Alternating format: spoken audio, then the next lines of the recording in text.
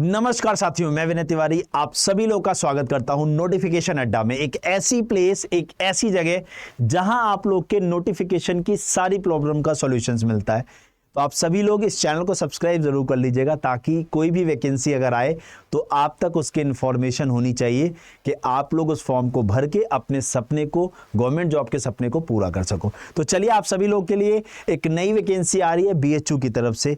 बनारस हिंदू विश्वविद्यालय जो है आपका, उसकी तरफ से नॉन टीचिंग की कुछ वैकेंसीज आ रही हैं। तो उसकी मैं कंप्लीट इन्फॉर्मेशन आप सभी लोग के साथ शेयर करने के लिए आ गया हूँ। देखिए, अगर मैं यहाँ पर बात करने की कोशिश करूँ, जो आप लोग का नोटिफिकेशन आ रहा है उसमें फॉर्म की जो लास्ट डेट है वो आप लोग की क्या होने वाली है। तो देखो, last date for online submission of application form जो है 17 अप्रैल तक आप फॉर्म को फिल कर सकते हो। ठीक है, उसके बाद यहाँ पर बोला गया है last date for submission of downloaded application form along with the enclosures, मतलब डॉक्यूमेंट्स जो आप अपलोड करोगे उसके साथ सेंड करने के लिए, अगर डाउनलोड करने का जो डेट है वो 22 अप्रैल लास्ट डेट है यहाँ पर। ठीक है, चलिए, अगर मैं यहाँ पर और आगे की तरफ आप लोग लेकर चलूँ, फॉर्म फी आप लोग की जो एप्लीकेशन फ़ी है वो कितनी है बेटा, 500 रुपये है। ठीक है ना, किसके लिए, जनरल कैटेगरी, ईडब्ल्यूएस और ओबीसी के लिए। और उसके बाद no application fee shall be charge from the candidate of SC ST and physically challenged and women candidates. That means किसी भी कैटेगरी की वुमेन है उसके लिए फॉर्म फीस क्या है, निल है, जीरो है। तो बेटा आप जितनी भी फीमेल्स हो आप जरूर अप्लाई करना सब लोग। ठीक है, चलिए, अगर मैं यहाँ पर नंबर ऑफ वैकेंसीज और सैलरी की बात करूँ यहाँ पर तो देखो ध्यान से, ग्रुप सी की आपकी ये पोस्ट है, पोस्ट कोड आपका यहाँ पर है, ये लेवल 2 का पे है जो कि 19,900 रुपए से लेके 63,200 रुपए के बीच में होगा। देखो बेटा, मैं आपको यहाँ पर सैलरी में जो ये रेंज आता है उसका एक सेंस बताता हूँ। जो ये मिनिमम लिखा जाता है ना, ये बेसिक होता है।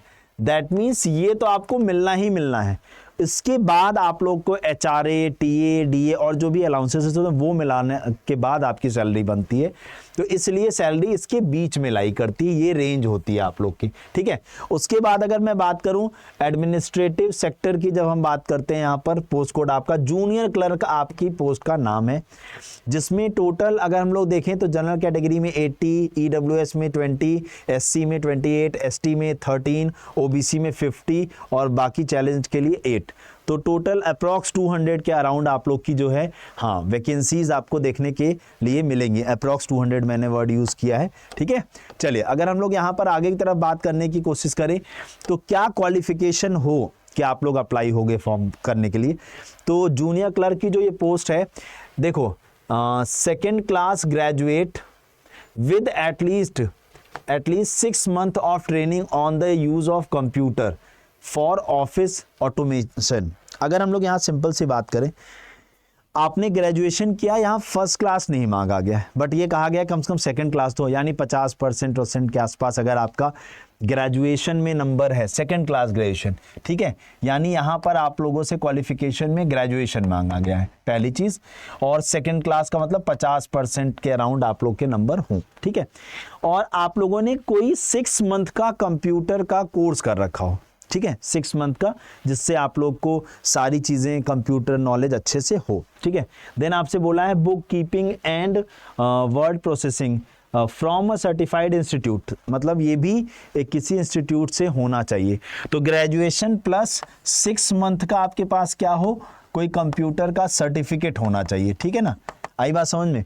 देन उसके बाद कंप्यूटर टाइपिंग टेस्ट आपका, इसमें जो सेकंड स्टेप होगा वो आपका एक कंप्यूटर का स्किल टेस्ट कराया जाएगा, जिसमें आप लोग को टाइपिंग आनी चाहिए। और जब मैं टाइपिंग की बात करता हूं तो 30 वर्ड पर मिनट इंग्लिश में, अगर इंग्लिश में करनी है, और अगर आप हिंदी में टाइपिंग करने वाले हैं तो 25 वर्ड पर मिनट आप लोग की स्पीड होनी चाहिए। ठीक है, तो बेसिक चीज़ें आप लोग समझ गए, आगे बढ़ते हैं।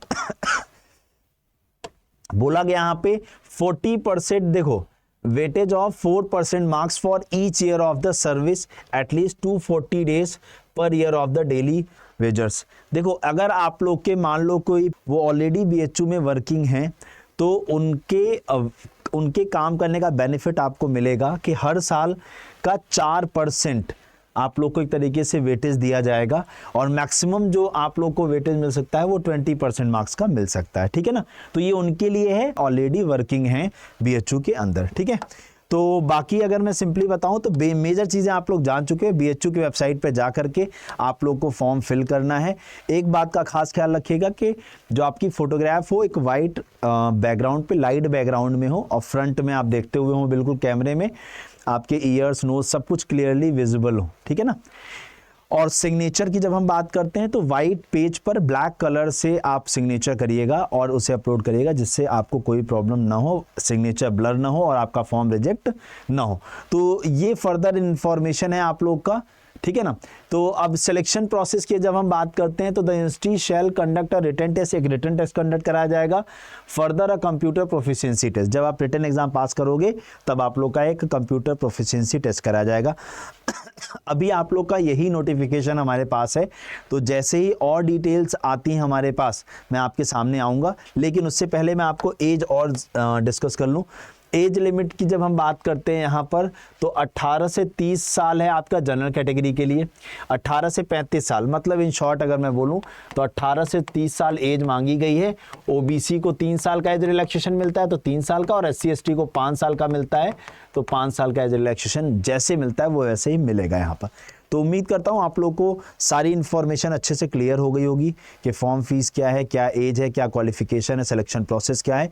और अभी एग्जाम पैटर्न और सिलेबस जैसे ही आएगा मैं आप लोग के सामने आ जाऊंगा, ठीक है। थैंक यू सो मच, जय हिंद, जय भारत। और आप अपने डाउट्स पूछिएगा और चैनल को सब्सक्राइब कर लीजिएगा ताकि आप लोग को बराबर ऐसी अपडेट्स मिल सके। Thank you.